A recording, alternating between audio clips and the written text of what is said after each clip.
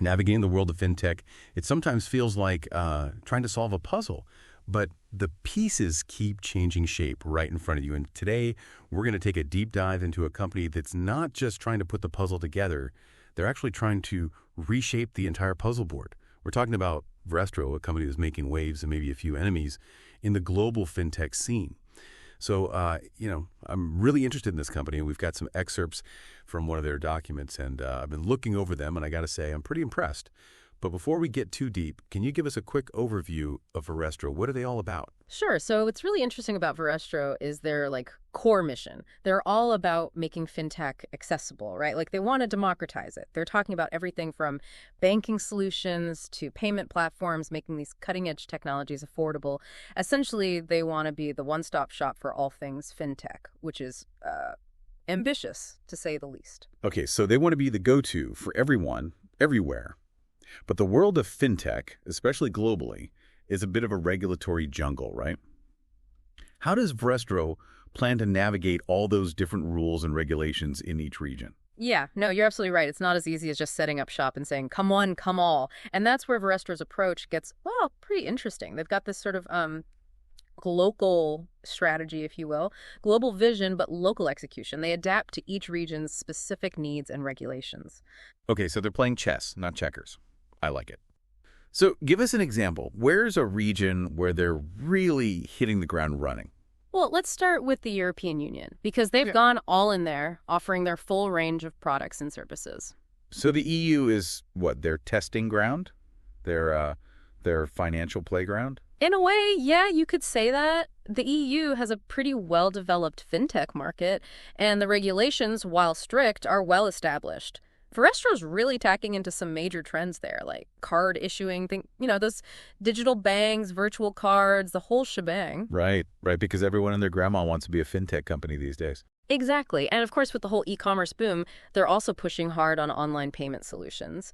But, and this is where it gets really interesting, they're also heavily invested in have you ever heard of tokenization? Tokenization, yeah, I've heard the term, but to be honest, I'm not 100% sure I could explain it. So basically, imagine your credit card information, right? All those sensitive details. Tokenization replaces that data with a unique, randomly generated token. So if anyone tries to steal it, they get a useless string of characters. So it's like a decoy for your actual information. Exactly. And that's what makes it so secure, especially with NFC payments, tapping your phone to pay. Right. So they're all about security and convenience. Got it. But let's be real. Not every region is as fintech friendly as the EU. What happens when Verestro encounters a region that's a little more, shall we say, resistant to change? Well, that's the million-dollar question, isn't it? Let's take North and South America, for instance. Huge potential market, but also a lot more fragmentation and regulatory hurdles. Yeah, they've got different rules and systems for practically every country down there. Exactly. And a big one for Verestro is they don't actually have a payment license in the Americas, at least not yet. So how do they operate without a license? That seems like a pretty big roadblock. Well, they've had to get a bit creative, let's say. Instead of trying to go it alone, they're partnering up with local players. Companies like Paymentology and Curacao, who already have a strong foothold. So they're like teaming up with the local guides to navigate the jungle. Yeah, exactly. And it seems to be working for them. They're focusing on things like white label apps, which means they provide the underlying technology and their partners rebrand it and sell it as their own. So they're like the Intel of fintech, providing the chips but not the whole computer. Exactly. And just like in the EU, they're really pushing tokenization in the Americas, especially as NFC payments become more and more popular. Oh, and they're also dabbling in some pretty interesting areas like business control tools and even smart city applications. Smart city apps, huh? Now that sounds intriguing. Right. It seems like they're always trying to stay ahead of the curve, which is probably why they're doing so well, even with all the challenges. So we've covered Europe, the Americas. What about other regions like what about East Asia? That's a whole other beast, right? Oh, absolutely. East Asia, including India, is like a whole different ballgame. It's incredibly mobile first. And the regulatory landscape is, let's just say it's constantly evolving. Yeah, lots of red tape over there, if I remember correctly. You could say that again.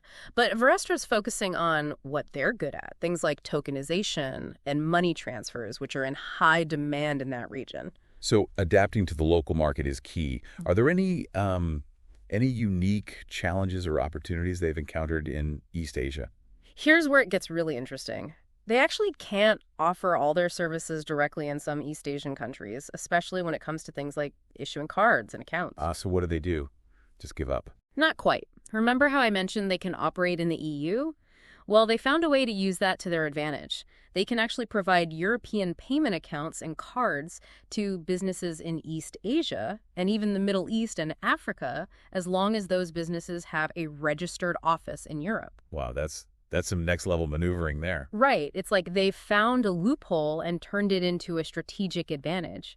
And it highlights something really important about Verestro. They're incredibly adaptable and strategic in their approach. That's super interesting. So it seems like Verestro has really taken this whole think global, act local thing to heart. Yeah, I'd say so. And they've really identified their strengths, like this whole tokenization thing. And they're using those strengths strategically to navigate different markets, even with all their hurdles. It makes you wonder, how will Verestro's approach shape the future of fintech, globally? Will their model of adapting and innovating pave the way for a more interconnected financial world? It's definitely something to think about. And on that note, that wraps up another deep dive. Thanks for joining us, and we'll catch you next time.